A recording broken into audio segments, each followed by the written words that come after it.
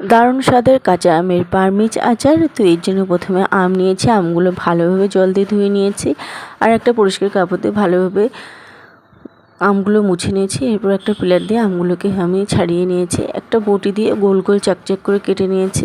তারপর এর ভিতরে যে সাদা কুসুম অংশটা থাকে সেটা কিন্তু ফেলে দিতে হবে। তারপরে একটা মিক্সিং বোলের মধ্যে নিয়ে নিলাম, এর মধ্যে দিয়ে দিলাম পরিমাণ মতন চিনি।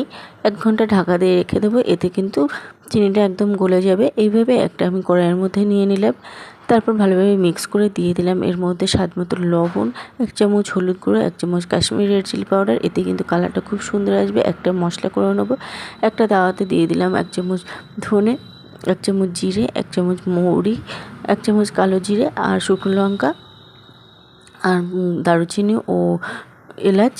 ভালোভাবে এটাকে ফ্রাই করে নিয়েছি। এর মধ্যে আমি দিয়ে দিলাম মশলার গুঁড়ো। ভালোভাবে মিক্স করে নিলেই কিন্তু রেডি হয়ে গেল দারুণ স্বাদের আমের আচার।